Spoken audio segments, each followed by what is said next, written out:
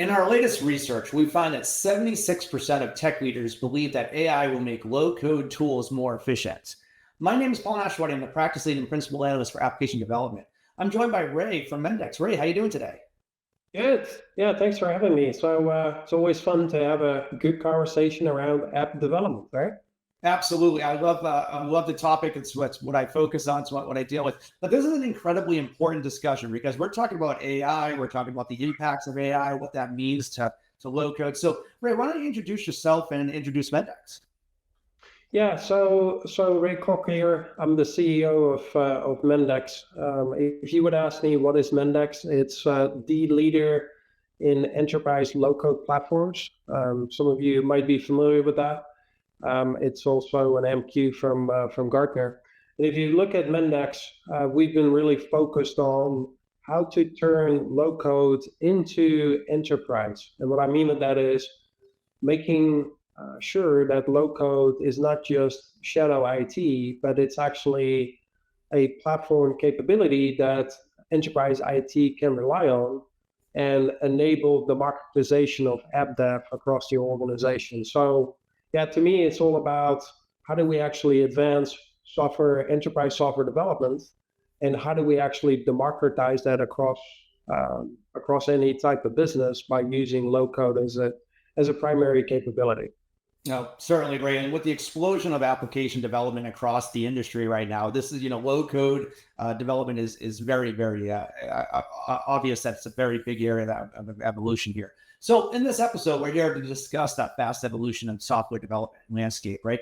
And the traditional code, as we know, is facing really these challenges, right? So we see that agentic AI and AI-assisted low-code, no-code tools are really not just augmenting developers, but they're really reshaping the very role of software creation. And when we look at this from an enablement of non-developers, that you really are starting to contribute meaningful to digital transformation and shifting that competitive edge towards security, performance, and scalability. The rules of the games are changing really fast, right? We're seeing in our research, we're seeing how developers are looking to future-proof their careers and looking at the rise of fusion teams as a way of doing this. And they also examining how platforms like Mendix are accelerating the AI-assisted development for both the professional developers as well as the citizen developers as well. So Ray, I'd love to kind of get your perspective here, because we were talking a little bit before this podcast. We had a briefing, and you were sharing all the latest announcements around Mendix. But one of the things that we were talking about was the death of the traditional coding environments, and developers are at risk. What are your thoughts around this? I know that's an interesting point here. Yeah. So what I'm observing is that software engineering is undergoing a lot of change at the moment. So to your point, because of AI actually being pretty good at it, right? So if you think about software development, just from a practical skill set point of view, it's obviously how do you actually turn code into a workable solution and a production ready solution. And so the reason that I see the big disruption, the big disruption is like everybody else. AI is actually changing the game of software engineering. And so on the one hand, what you see, and you kind of alluded at this, is that AI is being added to what I call pro-code workflows, starting with the emergence of agentic IDEs, right? So how do you actually use AI and prompts to actually automate a lot of the tasks that you typically go through when it comes to some type of programming. But then the same is actually happening on the low code side. So meaning low code started with the foundation of model-based software engineering. So as opposed to code, use models to actually build enterprise software. Same is happening. So for example, at Mendix, like you see with the agentic IDEs, we're turning our IDE experience into also an agentic IDE experience where AI is actually driving major steps within the software development lifecycle. So why does that matter? Well, it begs the question, okay, the basic skill sets that people typically use as a foundation to pick up a career in software development, meaning, for example, computer science, is that actually still relevant? Because if programming, the skill set, and the fundamentals behind that are actually taken over by AI, okay, so what is it that I'm going to instead focus on, right? So my point is, software development and the basic fundamentals of having programming skills they're not going to be as relevant as what they are right now. Well, Ray, I would say to take your words, right, and and tell me if I'm wrong here, but traditional software engineering as we know it is basically dead. It's driven by agentic AI. And part of the data behind this is we see that 6.1% of U.S. computer science undergrads are unemployed. That's more than double that of art majors and art and history majors. And so how urgent is it for developers really to adapt to these new skills in this model? Yeah, I think the figure speaks for itself, right? So I think very urgent. And so if you look at, for example, what is happening with software engineers in my organization, you have to understand how to actually take advantage of AI in the software development lifecycle. And so first of all, yeah, it's urgent. And secondly, it's all about, okay, how do you make the best out of using these tools and actually build a next level skill set on top of this? Because what I'm saying is that what used to be the knowledge work of today is not going to be the same as the knowledge work of the future. And what I mean with that is knowledge work of the future, especially in software engineering, we're not going to be makers, we're going to be orchestrators. So meaning we're going to be orchestrating agents, and we're actually we're going to be much more focused on, does this piece of software scale? Does it have the right performance? Or we're going to be much more focused on orchestrating the process and the non-functional requirements that must be met by whatever the enterprise software solution that you're building. And so that's an interesting shift, because a lot of people got measured on how good of a programmer are you,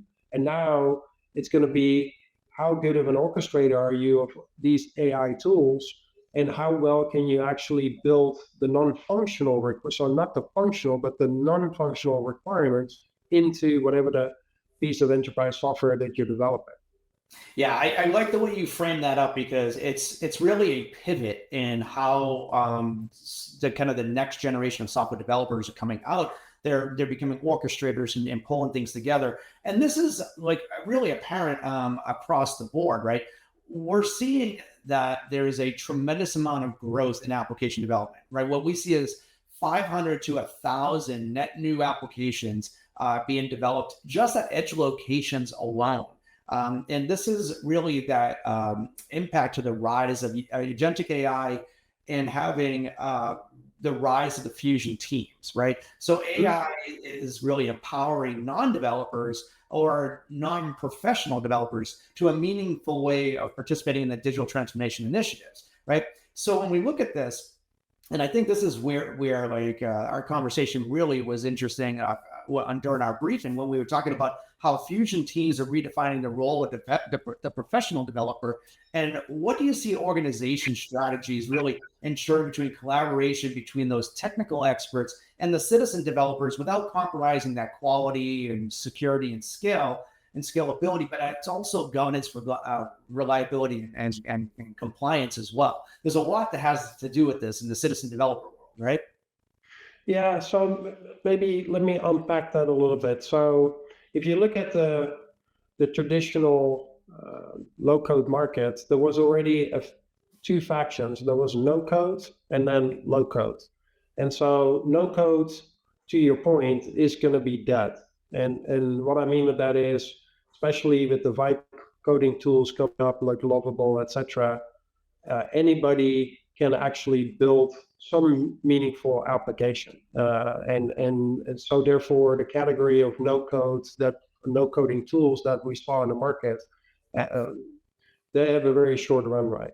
Now, then if you think about low code, and specifically enterprise low code players like ourselves, I think we're in a good position. Why? Well, if you think about software engineers becoming much more of orchestrators and being much more focused on, okay, how do I build the non-functional requirements into my enterprise software? You need kind of, from our point of view, two things. One is you need to make sure that you have a development environment that actually allows you to orchestrate agents throughout the software development lifecycle. So that's exactly what we're working on. And secondly, you need a foundation that actually is focused on the non-functional requirements. So whatever gets produced, to your point, is it secure? Does it scale? Will it actually deliver across all the form factors that my business is asking for, the right user experiences? So if you think about the foundation that you want to have for the future, is really all of the good capabilities that you see coming up out of the agentic IDEs, but then married with an environment that then, to your point, allows you to deliver enterprise software in production. And this is not about functionality, it's about the non-functional requirements. Yeah, well, I mean, that makes an interesting perspective here, right? Because now you're allowing your citizen developers and non-professional developers to leverage non-functional requirements as a new competitive edge, right? You basically set up this AI automation routine for coding for those skills of non-functional requirements, such as the ones that you mentioned, like security, performance, reliability, and scalability.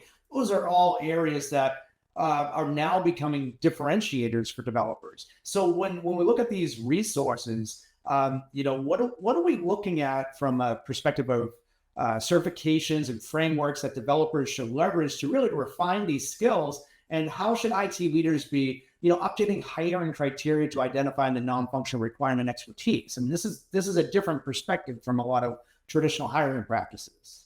Yeah, exactly. And I think we're in an interesting situation where, I mean, as you know, if you would pick GPT-5 or any kind of advanced large language model, it will beat all the certifications that are out there. And so traditionally, we always measured people on skills and their ability to provide the right solutions to the answers that were asked. But I think we're now going to be in a world where you actually need two totally different things. One is you obviously need to master the AI tools that are relevant for your domain.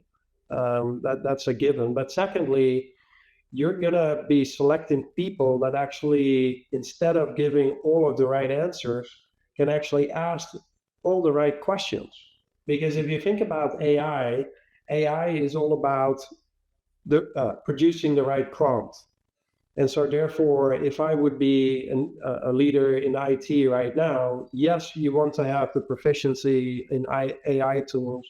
Yes, obviously, you want to have engineering skills, especially software engineering skills.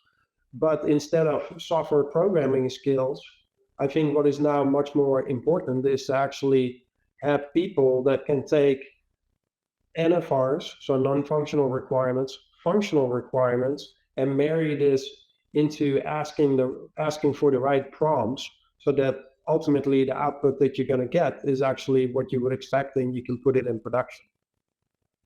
All right, so that brings up a new kind of perspective, right? So if we're looking ahead and we're thinking about where organizations are looking to hire and just the core functionality, what core capabilities, from that, you mentioned prompt engineering to data fluency, what will determine which developers will thrive in an AI-driven future? And how is that different from what teams valued just a short time ago, like 5 years ago? Like they were software developers building code, and now they're orchestrating.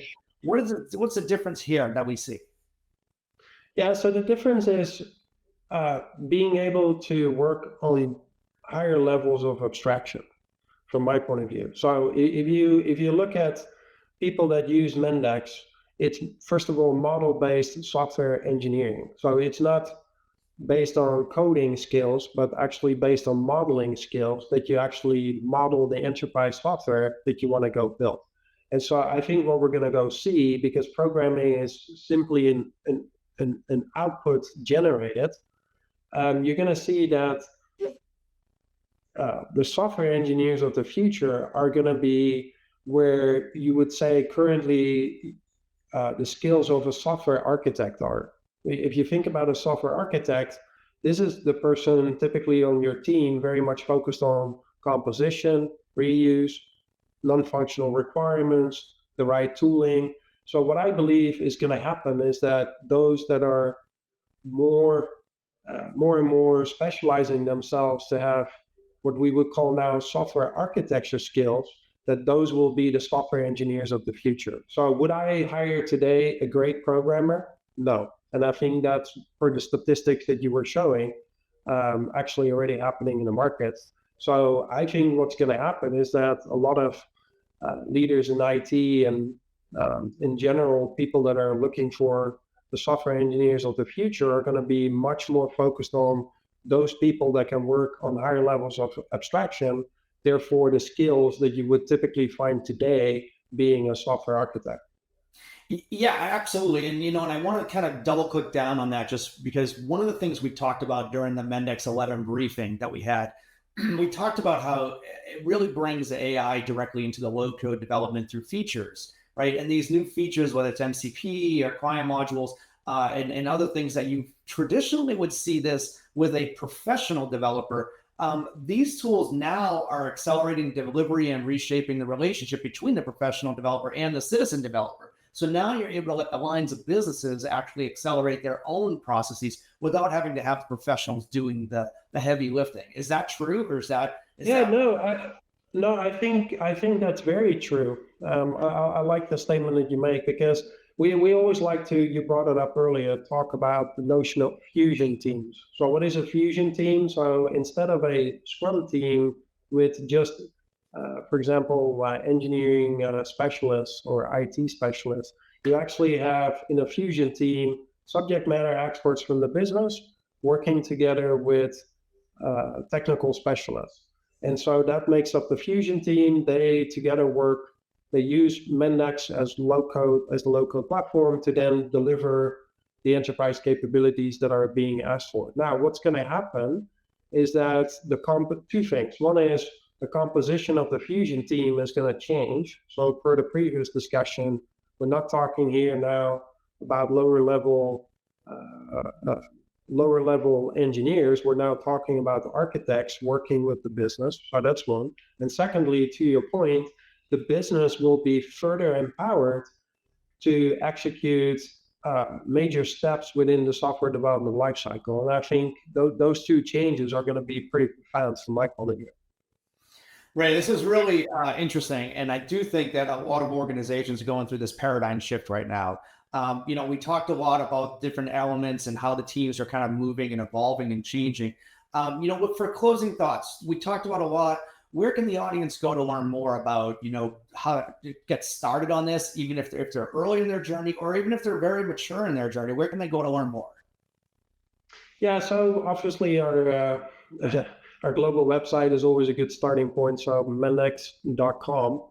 And then obviously check out, you already talked about Mendix 11. So Mendix 11 is our latest platform release, very much focused on the discussion that we're having today. So meaning, how do you use agentic AI in your developer lifecycle to accelerate enterprise software development? And I think what people will find out is that this is going to bring major opportunity, and not major opportunity in the sense that we're going to take the traditional traditional software engineers and push them further. It goes back to your question around the fusion teams. What we're going to see is even better alignment between business and IT, so that together they can actually deliver the pace that the business is asking for. So it's definitely worth checking out, and it's going to be interesting, right, where this is going to go, because I guess my final prediction here is that what we're going to see is that the pro-code community, so those focused on software engineering based on programming, and low code, this will start to merge. And I think what we're going to go find is that the merge point is where people will realize that in this new world of agentic AI, software engineering has to be based on model-based software engineering, because code will ultimately become the instruction that you send to the computer. It's not the right level of abstraction anymore for knowledge work and critical thinking. Yeah, Ray, I definitely agree that one thing is certain is change is consistent, right? That's going to continue to happen. And I think that this is a great example of how organizations are going to move forward. Ray, I really appreciate your insights today. Thank you for joining me on this podcast and joining us today. And a big thank you to all of you who tuned in. We really do appreciate you being part of the AppDevANGLE community. But for now, that wraps up this episode. But we'll be back next Wednesday with another conversation diving into the tools, trends, and talent shaping the future of application development. So whether you're deploying at the edge, building it with AI, or modernizing your cloud stack, we've got you covered. Be sure to follow us on social if you have any thoughts, questions, or just want to connect. Until next time, stay curious and stay building.